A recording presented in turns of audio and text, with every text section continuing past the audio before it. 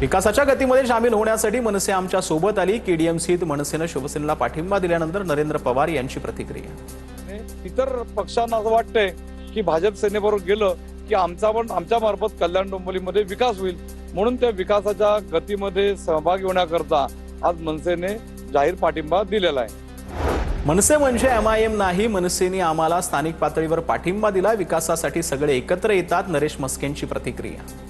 मनसे म्हणजे काय एमआयएम नाहीये, त्यामुळे मनसेने जर आम्हाला पाठिंबा दिला असेल तर त्याच्यामध्ये कोणाचं ऑब्जेक्शन नसावं। स्थानिक वातावरण असतं, स्थानिक राजकीय काहीतरी गणित असतात, त्यानिमित्त त्यांनी आम्हाला पाठिंबा दिलेला आहे। त्याच्यामध्ये कोणाला ऑब्जेक्शन घेण्याचं कारण काय?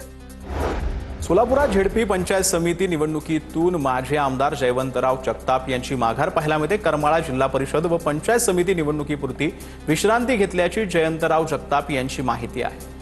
आम्ही जिल्हा परिषद तालुका पंचायतला थांबण्याचा निर्णय जगताप गटाने घेतलेला आहे। त्याच्यामुळे मी सगळ्या कार्यकर्त्यांना विनंती केली की आपल्याला त्या ठिकाणी भरायचं नाही आणि आपण ह्या इलेक्शनला पॉज घेऊ। सोलापूरच्या मोहोळमधील पेनूर गटात भाजप आणि शिंदेच्या शिवसेनेत थेट लढत आहे। दुधात पाणी घालणाऱ्यांनी आमच्याबद्दल बोलू नये, भाजपच्या रामदास चौरेंच्या टीकेला शिवसेना जिल्हाप्रमुख चरणराज चौरेंनी थेट प्रत्युत्तर दिलं। घोटाळेखोर तर कुणी दुधात पाणी ओतले ते त्यांच्या पैसेच आहे ना। चरणराज चौरेचा ना कुठली पानपट्टी आहे, ना कुठला उद्योग आहे, ना कुठला व्यवसाय आहे, ना काही नाही। विकासासाठी मनसे सोबत येत असेल तर त्यांचं स्वागत। प्रवीण दरेकरांनी ही प्रतिक्रिया दिली आहे। कल्याण डोंबिवलीत महापालिकेत मनसेनं शिंदेंना साथ दिल्यानं मोठी राजकीय उलटापालट पाहायला मिळते। विकासाच्या भूमिकेवर त्या ठिकाणी मनसे शिवसेनेसोबत येत असेल आणि महायुतीचा शिवसेनेसोबत भाग बघत असेल, समर्थन देत असेल तर त्याचं स्वागतच त्या ठिकाणी आहे।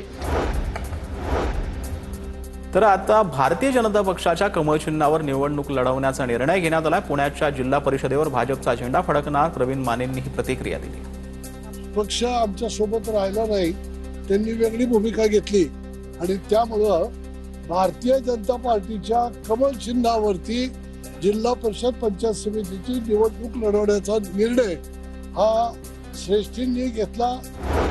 कोल्हापुरातील गडंगलज आणि चंदगडमध्ये दोन्ही राष्ट्रवादी एकत्र येणार आहेत। दोन्ही गटातील उमेदवार घड्याळ चिन्हावरच लढणार आहेत। मंत्री हसन मुश्रीफ यांनी ही माहिती दिली। पुणे जिल्ह्यामध्ये दोन राष्ट्रवादी एकत्र येऊन एकाच चिन्हावर निवडणूक लढवणार। कोल्हापुरामध्ये काही तसं आमचं गडंगलज आणि चंदगडमध्ये झालेलं आहे। दोन्ही राष्ट्रवादी घड्याळ चिन्हावर लढत आहेत। कल्याण डोंबिवली पालिकेत मनसेच्या शिंदेच्या शिवसेनेला पाठिंबा पाहायला मिळतोय। भेट झाली म्हणजे एकत्र आहेत असं नाही। ठाकरेंच्या शिवसेनेचे नेते अंबादास दानवेंची प्रतिक्रिया पाहायला मिळते। मान्य केले की मनसेनं शिवसेनेला पाठिंबा दिलाय, तसं माध्यमात पण बोलले। श्रीकांत शिंदे बोलले तसं मनसेने बोलल्यावर आपण पाठिंबा दिला असं समजा। आता मी सांगतो की आम्हाला सगळ्यांचा पाठिंबा आहे म्हणून काय पाठिंबा मिळाला असा त्याचा अर्थ थोडी होत असतो। त्याच्यामुळे ज्यावेळेस मनसे असं स्वतःकडून बोलेल त्यावेळेस त्या पाठिंब्याला अर्थ आहे। श्रीकांत शिंदे तर कोणाचाही पाठिंबा घेईल, त्याला काय। ठाण्याच्या आनंद आश्रम येथे शिंदेच्या शिवसेनेच्या नगरसेवकांची बैठक संपन्न झाली। बैठकीत नगरसेवक पवन कदम यांची शिवसेनेच्या गटनेतेपदी निवड करण्यात आली। उद्या भाजपचे नगरसेवक कोकण भवन येथे गट स्थापन करण्यासाठी जाणार असल्याची माहिती आहे। तर नवी मुंबईच्या नेरूळमध्ये आगरी कोळी महोत्सव 2026 आयोजन करण्यात आलं। या महोत्सवामध्ये आगरी कोळी खाद्य संस्कृतीचं दर्शन 1 फेब्रुवारीपर्यंत घडणार आहे। रायगडमधील रोह्याच्या भुवनेश्वर गणामध्ये अजित पवार गटात बंडखोरी झाली आहे। मयूर खैरेंकडून अपक्ष अर्ज दाखल करण्यात आला। भुवनेश्वर गणामध्ये सुरेश मगर यांना अधिकृत उमेदवारी देण्यात आली आहे, मात्र अनिकेत तटकर यांचे निकटवर्तीय माजी सरपंच मयूर खैरेंकडून अपक्ष उमेदवारी अर्ज दाखल करण्यात आला। जळगाव महापालिकेमध्ये भाजपच्या गटनेतेपदी प्रकाश बालानी यांची निवड करण्यात आली, तर उपनेतेपदी नितीन बर्डे यांची निवड करण्यात आली। सर्व नगरसेवकांनी मंत्री गिरीश महाजन यांची भेट घेतल्यानंतर बालानीच्या नावावर शिक्कामोर्तब केला।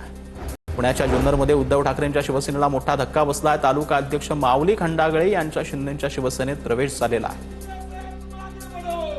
पाचोऱ्यामध्ये काँग्रेसकडून लाडक्या बहिणीसाठी तहसील कार्यालयावर आंदोलन करण्यात आले। ई केवायसीच्या गोंधळामुळे अनेक लाडक्या बहिणींना हप्ता येत नसल्याची तक्रार आहे।